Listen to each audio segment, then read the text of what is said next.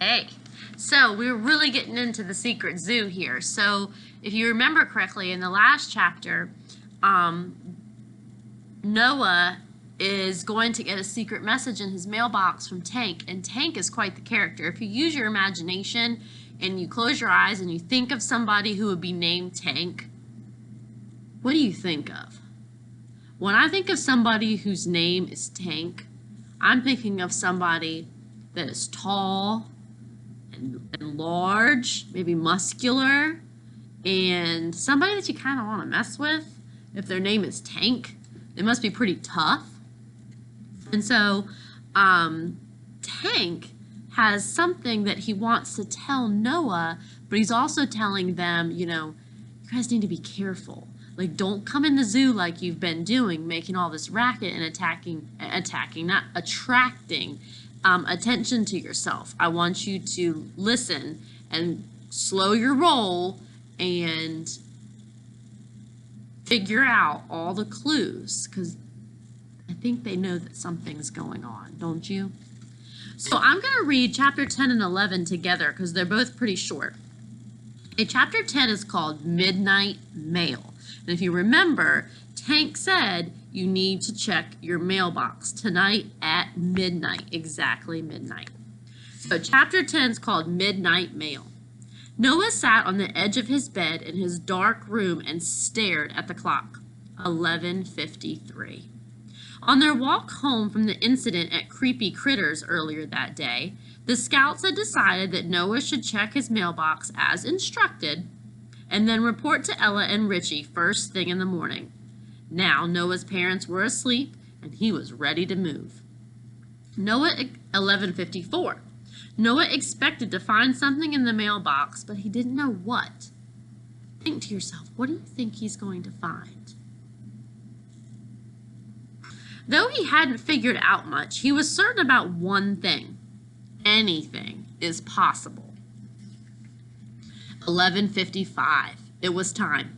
He sneaked downstairs, put on a jacket, and slipped out into the cold, dark night.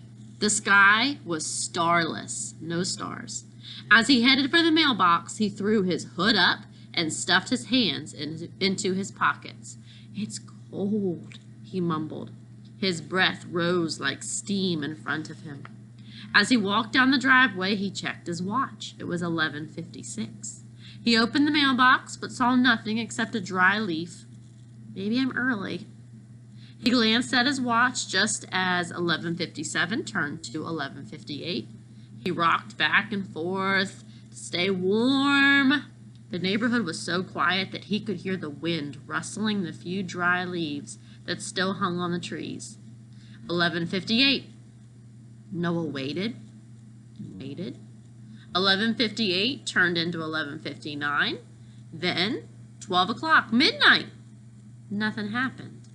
The time on his watch changed to 12:01, 12:02, 12:03. Maybe my watch is fast, he mumbled. Maybe. He heard a low sound and looked down the street. He could see nothing but darkness. I'm hearing things, he told himself. He heard the sound again, and he became quiet. This time he was certain that it was something, but what? He didn't know. It was like soft feet tapping the pavement in the distance. "Hello?" he said. A form began to take shape in the distance. Something was running toward him. Noah took a step back and bumped into the mailbox. The clank of the metal box made him yelp. "Don't panic," he told himself. You were expecting something like this. But he wasn't sure what he expected. He had no idea what was out there. Tank had seemed to be on his side when he spoke to the scouts outside the zoo gates. But how did he know Tank wouldn't double-cross him? Maybe Tank was Charlie Red's best friend. Maybe the two zoo workers wanted to get rid of Noah and keep the Megan situation a secret. The tapping grew louder, and Noah started to make out the form down the road. Whatever the creature was, it was running on 4 legs. Noah didn't know what to do. He'd never been so confused in his life. "It must be a dog," he said hopefully.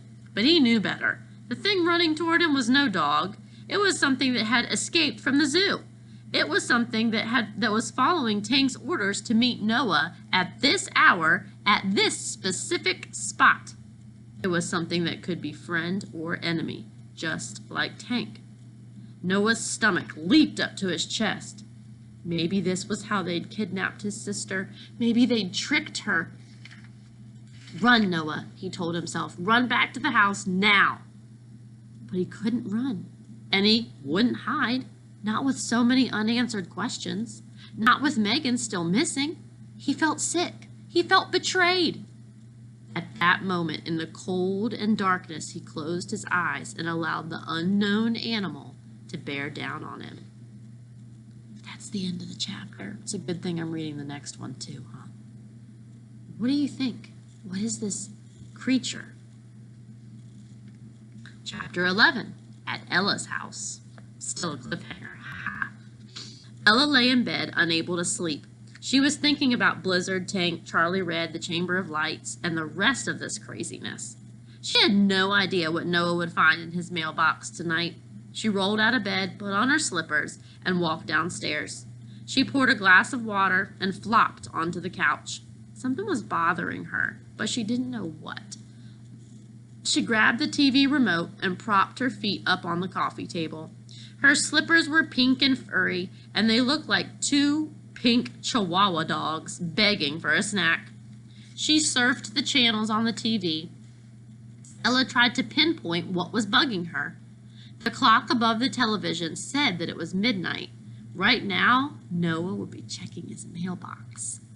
A man on the TV was sitting in a diner. Across from him was another man. The man passed a wad of cash across the table, and in an instant, a team of police officers burst into the room and handcuffed him.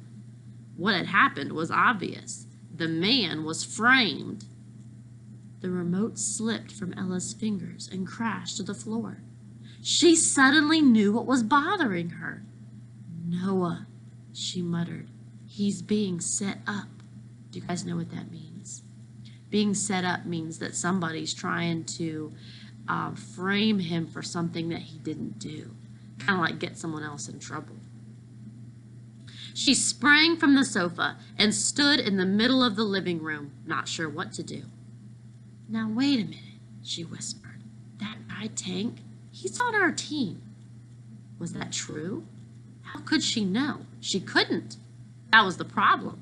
Ella ran for the door, grabbed her jacket and earmuffs, and bolted outside, not bothering to change out of her slippers.